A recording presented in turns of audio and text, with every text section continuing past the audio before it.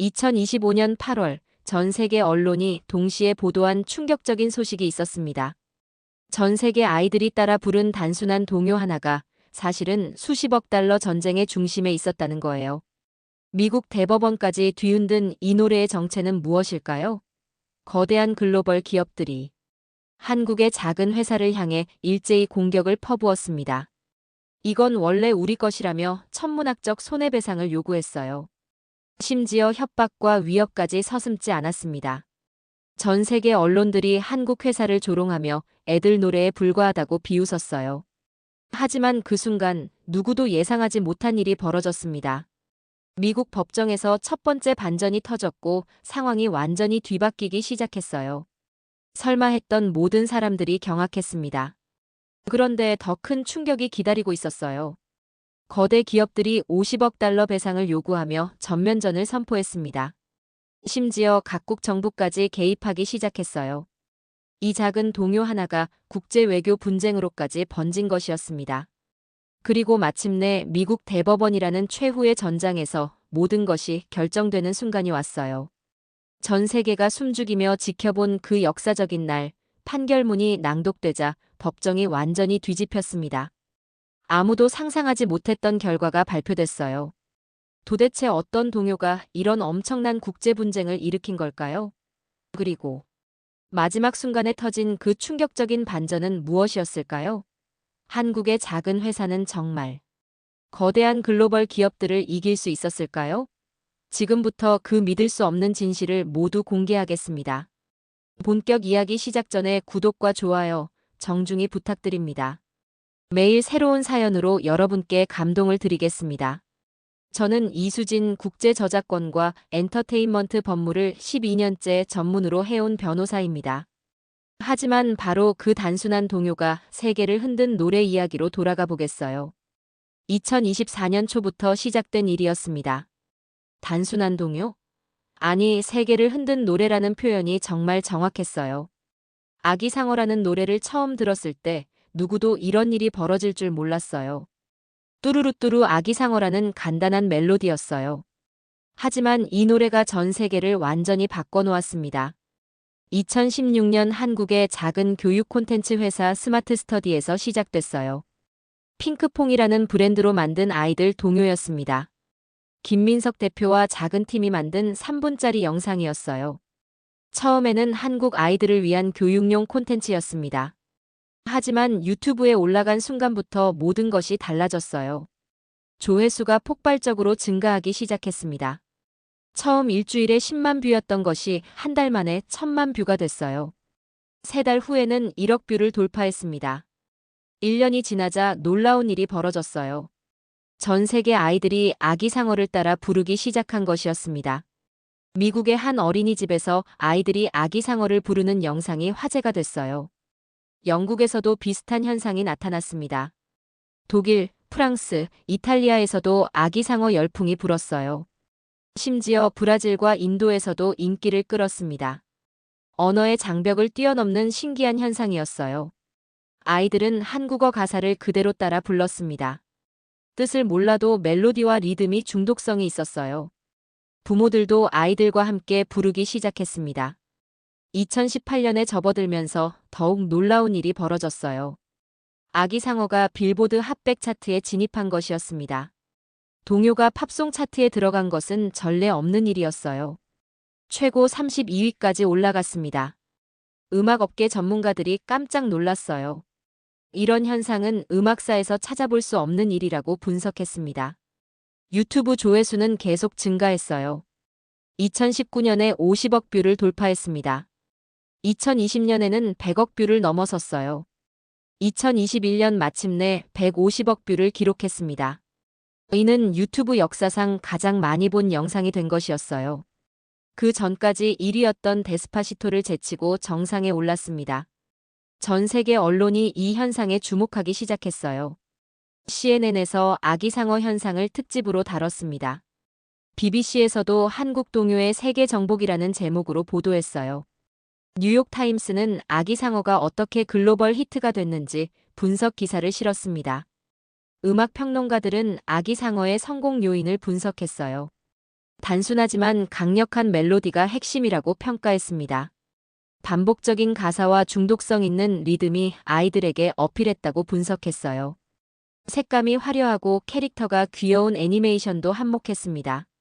무엇보다 가족이 함께 즐길 수 있는 콘텐츠라는 점이 중요했어요. 경제적 파급 효과도 엄청났습니다. 아기상어 관련 상품들이 전 세계적으로 인기를 끌었어요.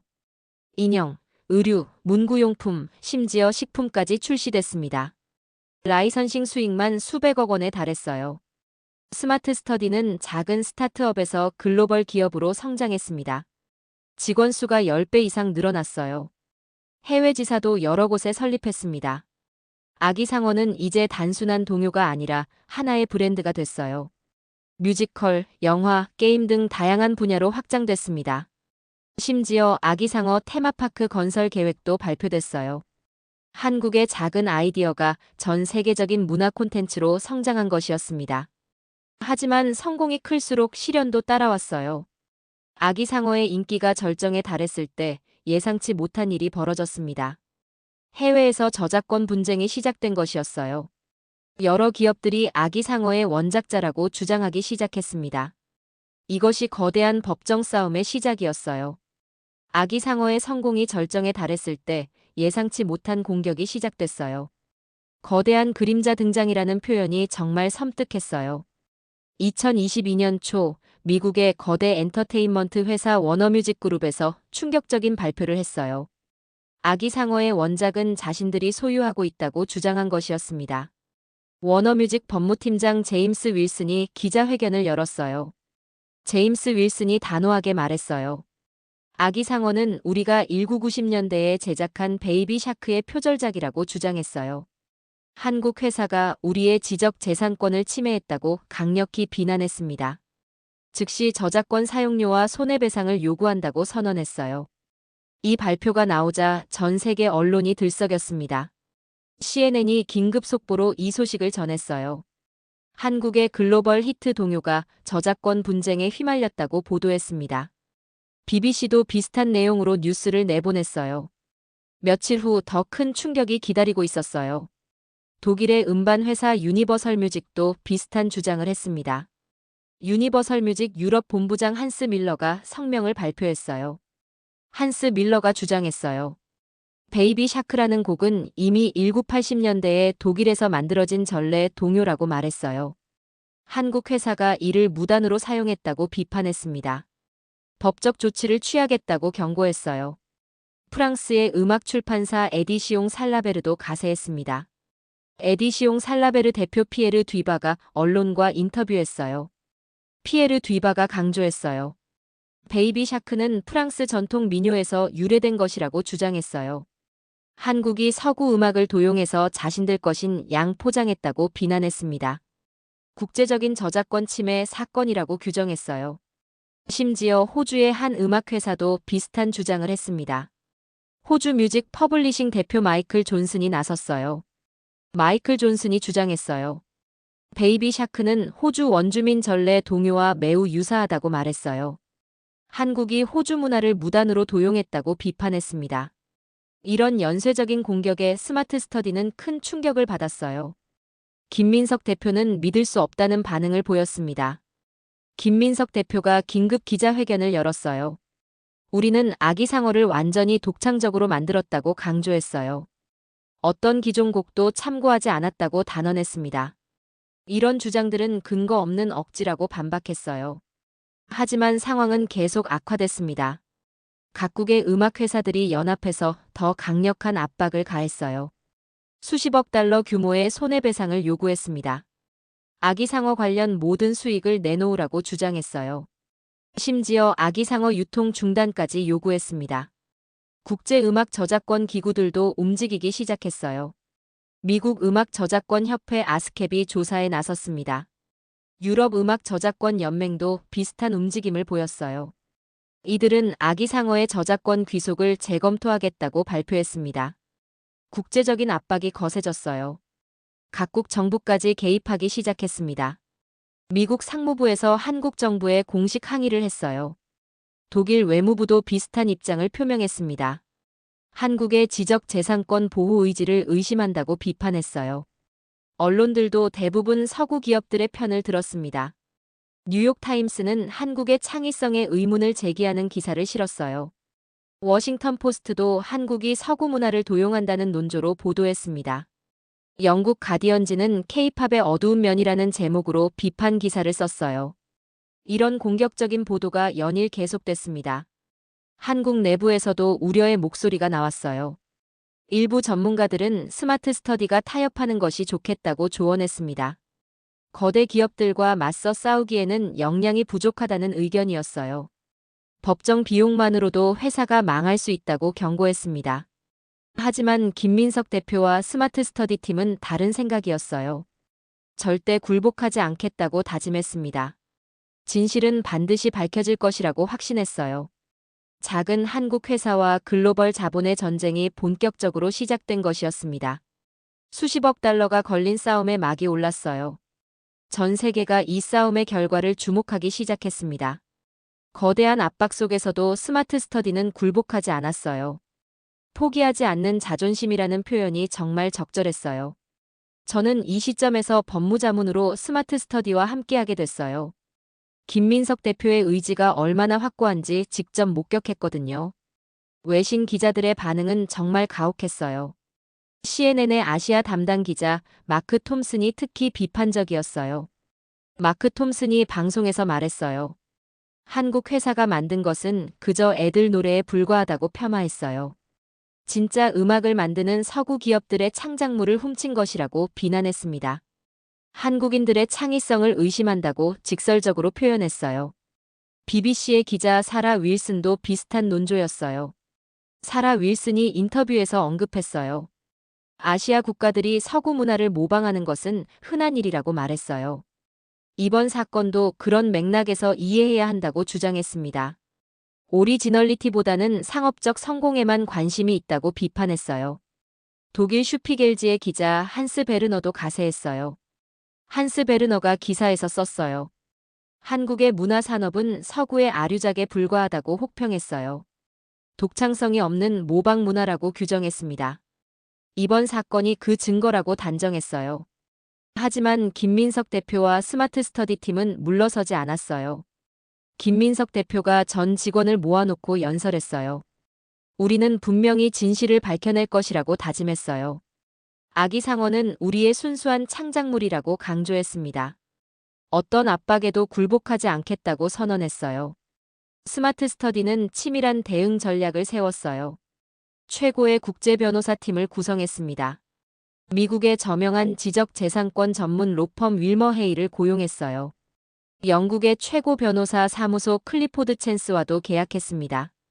독일과 프랑스에서도 현지 최고 전문가들을 영입했어요. 법무팀은 아기상어의 창작 과정을 하나하나 재구성했어요. 김민석 대표와 작곡가 박상현의 인터뷰를 녹화했습니다. 작곡 당시의 메모와 스케치를 모두 수집했어요. 녹음 과정의 모든 기록을 정리했습니다. 애니메이션 제작 과정도 세밀하게 문서화했어요. 작곡가 박상현이 증언했어요. 아기상어 멜로디는 완전히 제가 만든 것이라고 확언했어요. 어떤 기존 곡도 참고하지 않았다고 강조했습니다. 순수하게 아이들을 위해 창작한 곡이라고 설명했어요. 애니메이터 이현주도 같은 입장이었어요. 이현주가 상세히 설명했어요. 캐릭터 디자인부터 색감 선택까지 모든 것이 독창적이라고 말했어요. 기존의 어떤 작품도 모방하지 않았다고 증언했습니다. 한국 전통 문화와 현대적 감각을 조화시킨 것이라고 자랑스러워했어요. 음악학 전문가들도 분석에 참여했어요. 서울대학교 음악학과 김영수 교수가 자문했습니다. 김영수 교수가 학술적으로 분석했어요. 아기상어의 멜로디 구조는 기존 서구 동요들과 완전히 다르다고 결론지었어요. 화성 진행과 리듬 패턴이 독창적이라고 평가했습니다. 한국 전통 음악의 영향을 받은 독특한 특징이 있다고 분석했어요. 법무팀은 상대방 주장의 허점을 찾기 시작했어요. 워너뮤직이 주장하는 1990년대 베이비 샤크를 조사했습니다. 해당 곡의 저작권 등록 기록을 면밀히 검토했어요. 놀랍게도 중대한 허점을 발견했습니다. 워너뮤직의 베이비 샤크는 저작권 보호 기간이 이미 만료된 상태였어요.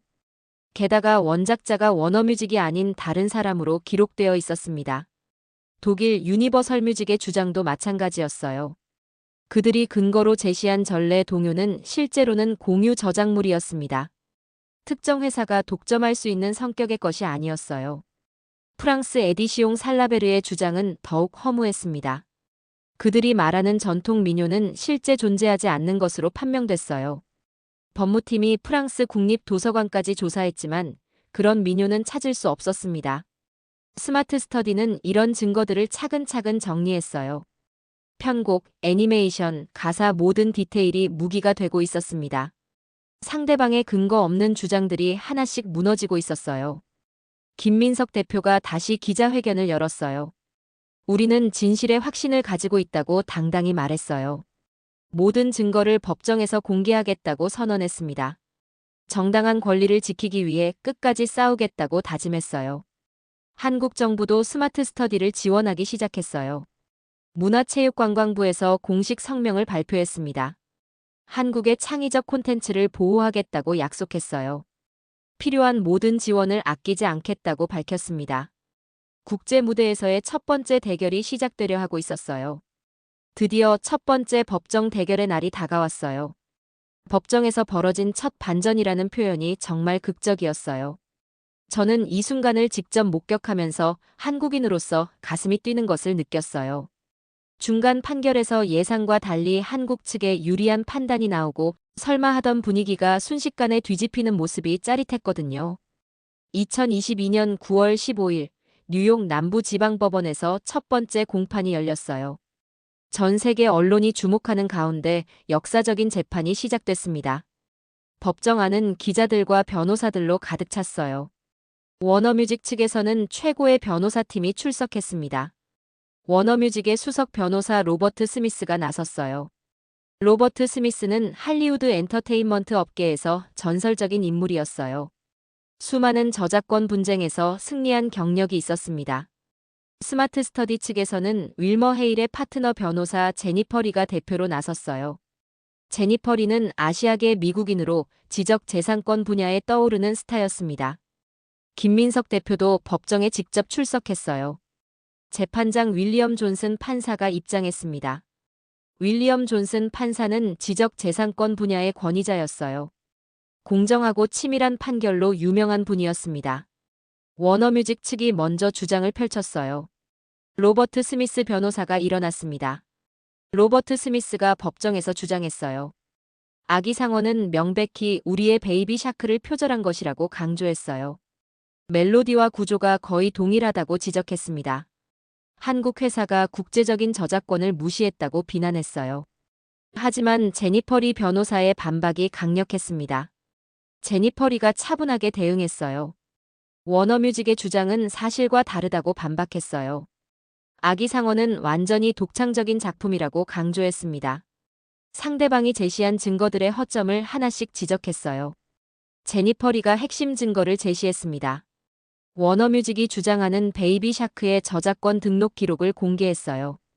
놀랍게도 해당 곡은 이미 저작권 보호 기간이 만료된 상태였습니다.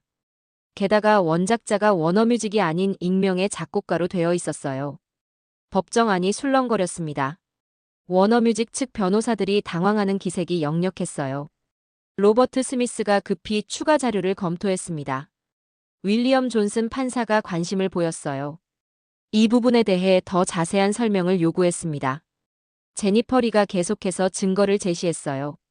스마트 스터디의 창작 과정을 상세히 설명했습니다. 작곡가 박상현의 최초 스케치를 공개했어요. 2015년 작성된 메모가 선명하게 보였습니다. 멜로디 라인과 가사 아이디어가 손글씨로 적혀 있었어요. 그 어떤 기존 곡과도 연관성이 없다는 것이 명확했습니다. 음향 전문가의 분석 자료도 제출했어요. 서울대학교 김영수 교수의 학술적 분석이었습니다. 김영수 교수가 법정에 증인으로 출석했어요. 김영수 교수가 전문적으로 설명했어요. 아기 상어의 멜로디 구조는 서구 전통 동요와 근본적으로 다르다고 증언했어요. 한국 전통 음악의 오음계 체계를 바탕으로 했다고 분석했습니다. 리듬 패턴도 한국 고유의 특성을 가지고 있다고 강조했어요. 이런 증언이 법정 분위기를 완전히 바꿔놓았습니다. 워너뮤직 측이 제시한 증거들이 하나씩 무너지고 있었어요. 애니메이션 분야에서도 비슷한 일이 벌어졌습니다. 스마트 스터디의 애니메이터 이현주가 증인으로 나섰어요. 이현주가 자세히 설명했어요. 아기상어 캐릭터는 한국 전통 문화에서 영감을 받았다고 말했어요. 색채 선택부터 동작 하나하나까지 모든 것이 독창적이라고 강조했습니다. 제작 과정의 모든 단계를 영상으로 기록해뒀다고 덧붙였어요. 실제로 제작 과정 영상이 법정에서 상영됐습니다. 이현주와 동료들이 밤낮으로 작업하는 모습이 담겨 있었어요. 캐릭터 디자인 회의부터 최종 렌더링까지 모든 과정이 기록되어 있었습니다. 그 어디에도 기존 작품을 모방한 흔적은 없었어요. 판사가 깊은 관심을 보였습니다. 윌리엄 존슨 판사가 양측에 질문했어요. 워너뮤직 측에게는 더 구체적인 증거 제시를 요구했습니다. 스마트 스터디 측에게는 창작 과정에 대한 추가 설명을 요청했어요. 첫날 공판이 끝난 후 언론의 반응이 달라지기 시작했어요. 월스트리트 저널이 놀라운 제목의 기사를 실었습니다. 한국 회사의 반격이 예상보다 강력하다고 보도했어요. 워너뮤직의 주장에 심각한 허점이 발견됐다고 분석했습니다. 뉴욕타임스도 비슷한 논조의 기사를 냈어요. 아기상어 분쟁에서 반전이 일어나고 있다고 제목을 뽑았습니다. 한국 측 증거의 신빙성이 높다고 평가했어요. 로이터 통신도 상황 변화를 주목했습니다. 초기 예상과 달리 한국 회사가 선전하고 있다고 보도했어요. 법정 분위기가 한국 측에 유리하게 흘러가고 있다고 분석했습니다. 한국 언론들은 이런 변화에 고무됐어요. 조선일보가 법정 승리 가능성을 조심스럽게 점쳤습니다. 중앙일보는 한국 콘텐츠의 저력을 보여주는 사례라고 평가했어요. 하지만 아직 안심하기에는 이른 상황이었습니다. 워너뮤직도 만만한 상대가 아니었어요. 추가 증거를 준비하고 있다고 예고했습니다. 다른 나라의 소송들도 계속 진행 중이었어요. 독일과 프랑스에서도 비슷한 재판이 열릴 예정이었습니다. 진짜 승부는 이제부터라는 것을 모두가 알고 있었어요. 그래도 첫 번째 반전은 충분히 의미가 있었습니다. 설마 하던 분위기가 순식간에 뒤집힌 것이었어요. 해외 언론도 한국의 창의성을 다시 보기 시작했습니다. 김민석 대표와 스마트 스터디 팀에게는 큰 힘이 됐어요. 진실은 반드시 승리한다는 믿음이 더욱 확고해졌습니다. 하지만 더 큰 시련이 기다리고 있다는 것을 아무도 몰랐어요. 첫 번째 법정에서의 선전에도 불구하고 상대방의 반격은 더욱 거세졌어요. 상상을 초월한 압박이라는 표현이 정말 실감났어요. 저는 이 시기를 지켜보면서 국제 분쟁의 잔혹함을 직접 체험했어요. 상대 기업이 수십억 달러 보상을 요구하고 협박성 발언까지 하는 모습에서 이것이 단순한 저작권 문제가 아니라 국가적 자존심 문제로 번지고 있다는 것을 깨달았거든요. 뉴욕 법정에서의 첫 승리 이후 며칠 만에 상황이 급변했어요. 워너뮤직 그룹이 전면전을 선포한 것이었습니다. 워너뮤직 최고 경영자 스티브 쿠퍼가 직접 나섰어요. 스티브 쿠퍼가 기자회견에서 강경 발언을 했습니다. 한국 회사가 우리의 지적 재산권을 명백히 침해했다고 단언했어요. 이번 일은 절대 넘어갈 수 없는 선을 넘은 것이라고 분노했습니다. 모든 수단을 동원해서 권리를 찾겠다고 선언했어요. 그리고 충격적인 액수를 제시했습니다. 총 50억 달러의 손해배상을 요구한다고 발표했어요. 아기상어로 인한 모든 수익을 돌려받겠다고 주장했습니다. 추가로 정신적 피해까지 포함해서 100억 달러를 넘볼 수도 있다고 위협했어요. 이런 천문학적 액수에 전 세계가 놀랐습니다. 스마트 스터디의 기업 가치보다 훨씬 큰 금액이었어요. 회사를 완전히 파산시키겠다는 의도가 명백했습니다. 독일 유니버설 뮤직도 가세했어요. 유니버설 뮤직 글로벌 회장 루시안 그레인지가 성명을 발표했습니다. 루시안 그레인지가 강하게 압박했어요. 이것은 서구 음악 산업 전체에 대한 도전이라고 규정했어요. 아시아 기업들의 무분별한 도용을 더 이상 방치할 수 없다고 경고했습니다. 업계 전체가 연합해서 대응하겠다고 선언했어요. 프랑스 에디시옹 살라베르도 비슷한 입장을 표명했어요. 각국의 음악 업계가 연합 전선을 구축하기 시작했습니다. 국제음악출판협회가 공식 성명을 냈어요.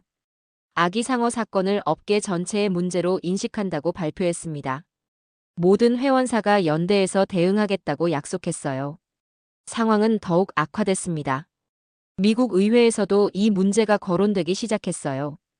하원 지적재산권소위원회에서 청문회를 열기로 했습니다. 한국의 지적재산권 보호 의지를 재검토하겠다고 발표했어요. 유럽 의회에서도 비슷한 움직임이 나타났습니다. 독일과 프랑스 의원들이 공동 성명을 냈어요. 아시아 국가들의 저작권 침해에 강력 대응하겠다고 선언했습니다. 심지어 무역 분쟁으로까지 확대될 가능성을 시사했어요. 언론들의 공격도 더욱 거세졌습니다. 월스트리트 저널이 한국 기업의 윤리성을 의심하는 기사를 실었어요. 파이낸셜 타임스는 아시아 기업들의 도덕적 해이를 지적했습니다. 워싱턴 포스트는 한국 정부의 무책임한 지원을 비판했어요. 이런 공격적 보도가 연일 계속됐습니다. 심지어 개인적인 협박까지 들어오기 시작했어요. 김민석 대표에게 익명의 위협 전화가 걸려왔습니다. 사업을 접고 한국으로 돌아가라는 내용이었어요. 가족의 안전까지 위협하는 내용도 있었습니다. 스마트 스터디 직원들도 비슷한 압박을 받았어요. 미국에 있는 한국 직원들이 특히 심한 스트레스를 받았습니다. 회사 주변에서 시위가 벌어지기도 했어요. 한국 기업의 미국 진출을 반대한다는 구호가 나왔습니다. 이런 상황에서 일부 투자자들이 발을 빼기 시작했어요. 스마트 스터디의 주요 투자사 중 하나가 투자 철회를 검토한다고 발표했습니다. 리스크가 너무 크다는 이유였어요. 다른 투자사들도 비슷한 우려를 표명했습니다. 회사의 자금 상황이 어려워지기 시작했어요. 법정 비용만으로도 월 수십억 원이 들어갔습니다. 각국에서 동시에 진행되는 소송 때문에 변호사 비용이 천문학적이었어요. 회사 운영비까지 감안하면 자금 부족이 심각한 문제가 됐습니다. 일부 임직원들도 회사를 떠나기 시작했어요. 불확실한 미래에 대한 불안감 때문이었습니다. 가족들의 만류도 있었어요. 회사 분위기가 점점 침울해졌습니다. 하지만 김민석 대표는 흔들리지 않았어요. 김민석 대표가 전 직원을 다시 모았습니다. 어려운 시기지만 절대 포기하지 않겠다고 다짐했어요. 우리의 권리를 지키는 것은 한국 콘텐츠 산업 전체를 위한 일이라고 강조했습니다. 개인적인 이익을 떠나서 역사적 책임감을 느낀다고 말했어요. 핑크퐁 팀도 같은 마음이었습니다. 절대 타협하지 않겠다는 결단을 내렸어요. 설령 회사가 망하더라도 진실만은 지키겠다고 맹세했습니다. 이때부터 이 싸움은 단순한 저작권 분쟁이 아니게 됐어요. 국가적 자존심의 문제로 번진 것이었습니다. 한국의 창의성과 문화적 독립성이 걸린 싸움이 됐어요. 전 세계가 지켜보는 가운데 작은 한국 회사의 외로운 싸움이 계속됐습니다. 하지만 이들은 포기하지 않았어요. 오히려 더 강한 의지로 뭉쳤습니다. 진실은 반드시 승리한다는 믿음 하나로 버텨나갔어요. 곧 더 큰 반전이 기다리고 있다는 것을 아직 아무도 몰랐습니다. 모든 희망이 사라진 것처럼 보였을 때 예상치 못한 전환점이 찾아왔어요. 세 번째 반전, 미국 대법원이라는 표현이 정말 극적이었어요. 저는 이 순간을 지켜보면서 법의 정의가 무엇인지 새삼 깨달았어요. 사건이 결국 미국 대법원으로 가고 그곳에서 새로운 증거가 공개되며 충격적인 상황이 발생하는 모습에서 진실의 힘을 느꼈거든요. 2023년 초 뉴욕 남부지방법원에서 중간 판결이 나왔어요. 판결 결과는 예상을 뛰어넘는 것이었습니다. 윌리엄 존슨 판사가 워너뮤직의 주장을 대부분 기각했어요. 스마트 스터디의 독창성을 인정한다는 내용이었습니다. 하지만 워너뮤직은 즉시 항소를 제기했어요. 이번에는 연방항소법원으로 무대가 옮겨졌습니다. 항소심에서는 더 치열한 공방이 벌어졌어요. 워너뮤직이 새로운 증거들을 추가로 제시했습니다. 그들은 1980년대 미국 여름 캠프에서 불렸던 노래 기록을 찾아냈다고 주장했어요. 베이비 샤크라는 제목의 캠프송이 있었다는 것이었습니다. 하지만 스마트 스터디 측도 반박할 준비가 되어 있었어요. 제니퍼 리 변호사가 그 캠프송의 원작자를 찾아냈습니다. 놀랍게도 그 사람은 워너뮤직과 아무 관련이 없는 무명의 캠프 상담사였어요. 더욱이 그 노래는 아기상어와 멜로디가 완전히 달랐습니다. 항소법원에서도 스마트 스터디가 승리했어요. 하지만 워너뮤직은 포기하지 않았습니다. 이번에는 미국 대법원에 상고를 제기했어요. 미국 대법원이 이 사건을 받아들인다고 발표했을 때 전 세계가 놀랐습니다. 일반적으로 대법원은 헌법적 쟁점이 있는 중요한 사건만 다뤘거든요. 이 사건이 그만큼 중요하다는 의미였어요. 국제적인 지적재산권 분쟁의 선례가 될 수 있는 사안이었습니다. 대법원 심리 날짜가 정해졌어요. 2023년 10월 12일이었습니다. 전 세계 언론이 이날을 주목했어요. CNN, BBC, NHK 등 주요 방송사들이 생중계를 준비했습니다. 법조계에서도 이례적인 관심을 보였어요. 저명한 법학 교수들이 분석 기사를 쓰기 시작했습니다. 하버드 로스쿨의 로런스 레식 교수가 의견을 냈어요. 로런스 레식 교수가 분석했어요. 이 사건은 디지털 시대 저작권의 새로운 기준을 제시할 것이라고 예측했어요. 글로벌 콘텐츠 산업의 미래가 걸린 문제라고 강조했습니다. 특히 아시아 창작자들의 권리 보호에 중요한 의미가 있다고 평가했어요. 스탠퍼드 로스쿨의 마크 레미 교수도 관심을 보였습니다. 마크 레미 교수가 논평했어요. 문화적 다양성과 창작의 자유가 핵심 쟁점이라고 분석했어요. 서구 중심적 사고에서 벗어난 판결이 나올지 주목된다고 말했습니다.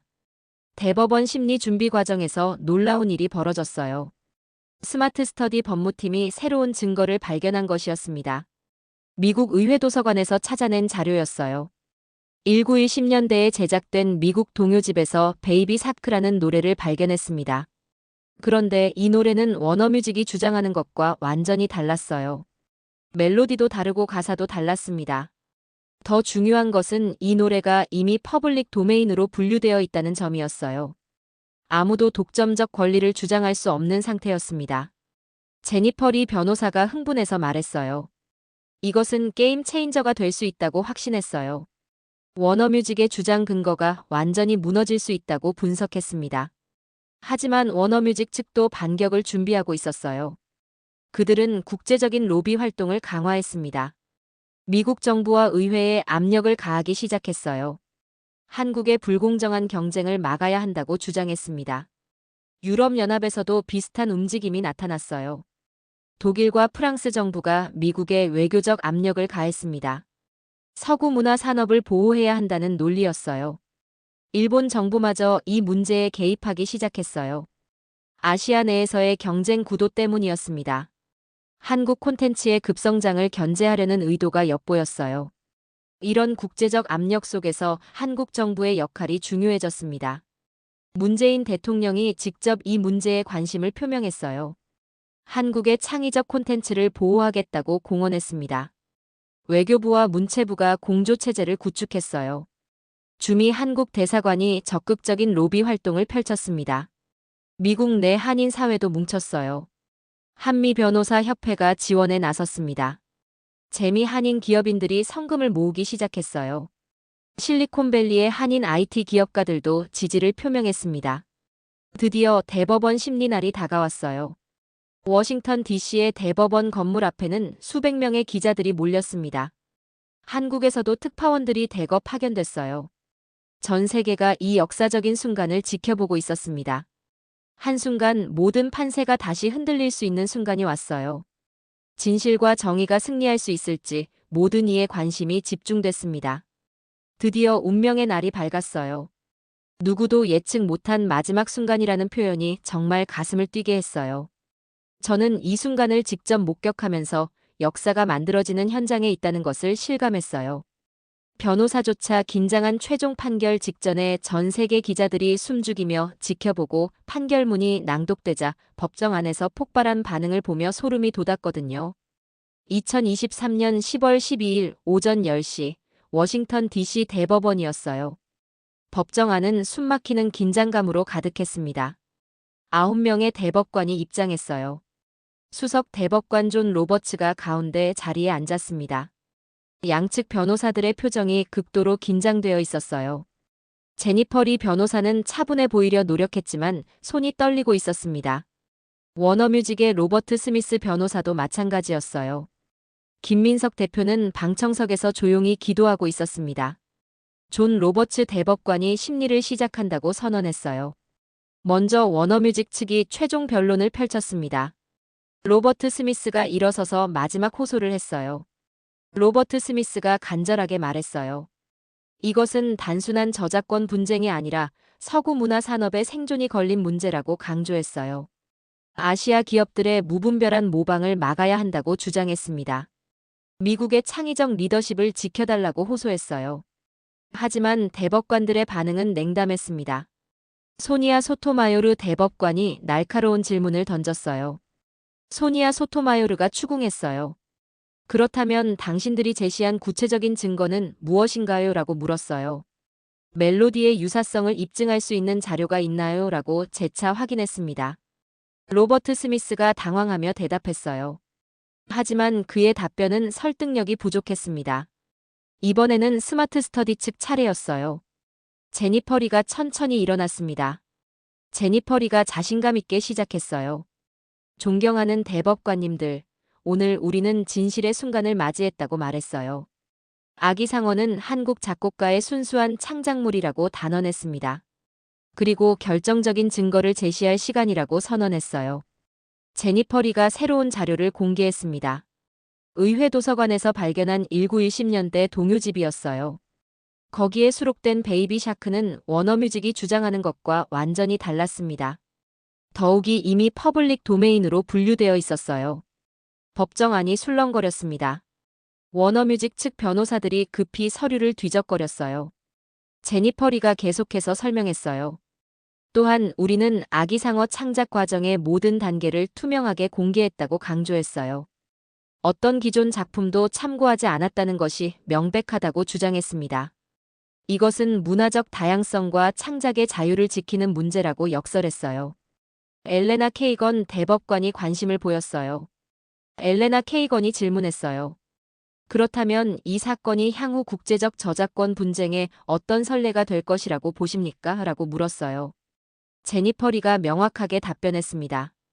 이 판결은 창작자의 국적이나 문화적 배경에 관계없이 진정한 창작물을 보호하는 기준이 될 것이라고 확신했어요.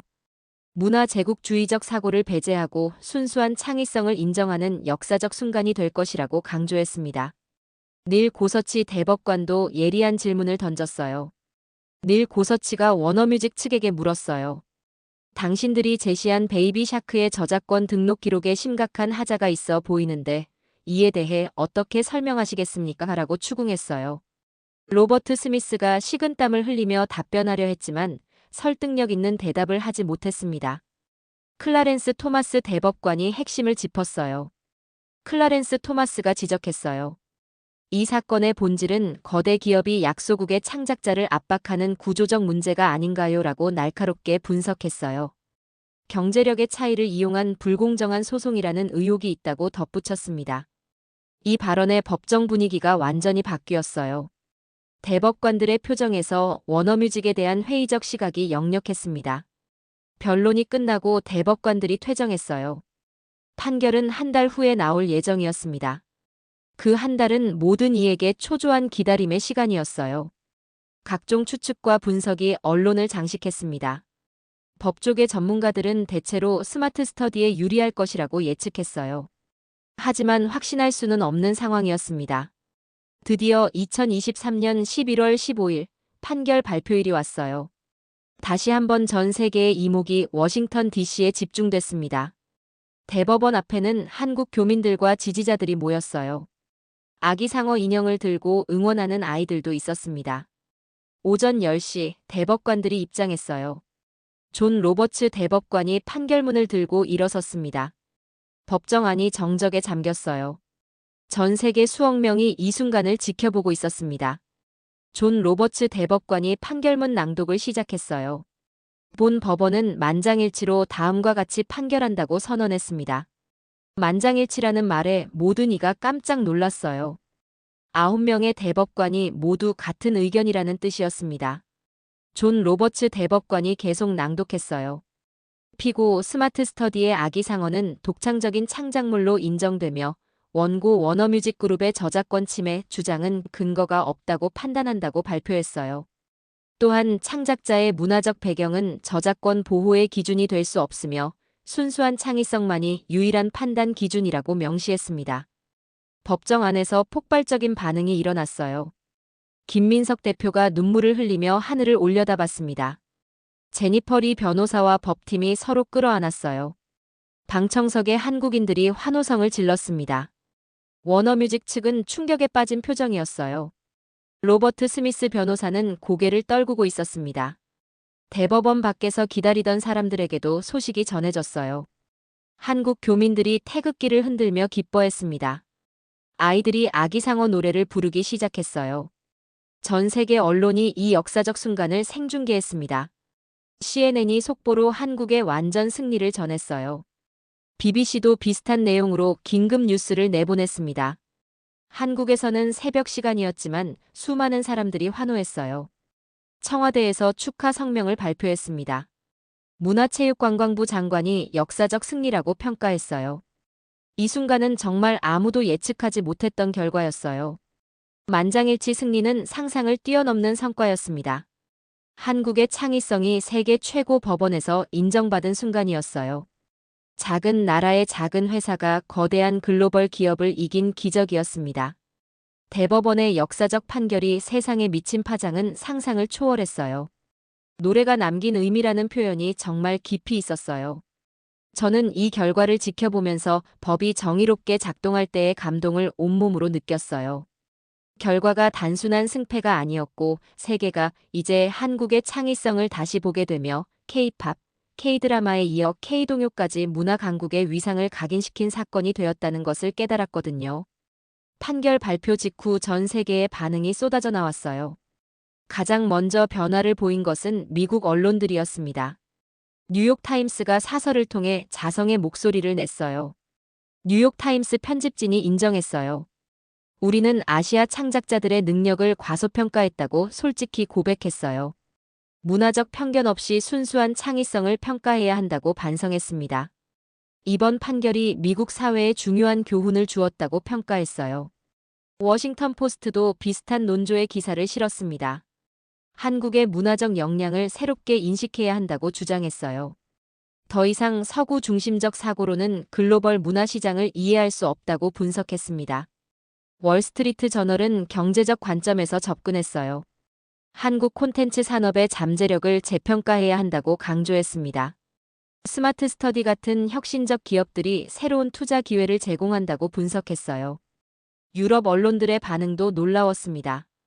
영국 가디언지가 깊이 있는 분석 기사를 냈어요. 가디언 기자가 성찰했어요. 이번 사건은 우리의 문화적 오만함을 드러낸 거울이라고 평가했어요. 창의성에는 국경이 없다는 것을 다시 한번 깨달았다고 고백했습니다.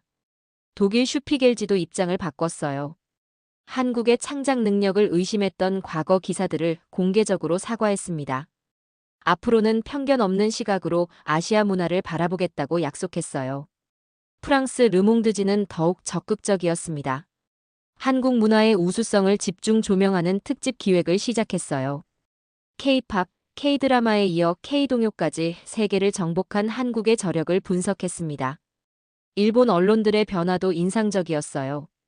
아사히 신문이 한국의 문화적 성취를 인정하는 기사를 실었어요. 이웃나라의 창의성을 존중해야 한다는 논조였습니다. 요미우리 신문도 비슷한 입장을 표명했어요. 문화 분야에서 한일 협력의 필요성을 강조했습니다. 중국 언론들은 더욱 적극적으로 한국을 지지했어요. 인민일보가 한국의 승리를 축하하는 사설을 실었습니다. 아시아 국가들의 문화적 자립을 상징하는 사건이라고 평가했어요. 신화통신도 한국 콘텐츠 산업의 성공 요인을 분석하는 특집을 냈습니다. 학계의 반응도 뜨거웠어요. 하버드 대학교 로렌스 레식 교수가 논문을 발표했습니다. 로렌스 레식 교수가 분석했어요. 이번 판결은 디지털 시대 저작권 법리의 새로운 이정표라고 평가했어요. 문화적 다양성을 보호하는 중요한 선례가 되었다고 강조했습니다. 글로벌 창작 환경의 민주화에 기여했다고 의미를 부여했어요. 스탠퍼드 대학교에서도 비슷한 연구가 시작됐어요. 아시아 콘텐츠의 글로벌 경쟁력을 체계적으로 분석하는 프로젝트였습니다. MIT에서는 한국의 창작 생태계를 연구하는 센터를 설립하기로 했어요. 음악업계의 변화는 더욱 극적이었습니다. 그래미 어워즈에서 아시아 음악 부문 신설을 검토한다고 발표했어요. 빌보드도 K-팝 차트에 이어 K-키즈 차트 도입을 고려하고 있었습니다. 워너뮤직 그룹은 공식 사과문을 발표했어요. 스티브 쿠퍼 CEO가 직접 나서서 사과했습니다. 스티브 쿠퍼가 진심으로 사과했어요. 우리의 편견과 오만함을 깊이 반성한다고 고백했어요. 한국 창작자들에게 불필요한 고통을 안겨드린 것을 사죄한다고 말했습니다. 앞으로는 모든 창작자를 동등하게 존중하겠다고 약속했어요. 다른 글로벌 음악 회사들도 비슷한 입장을 표명했어요.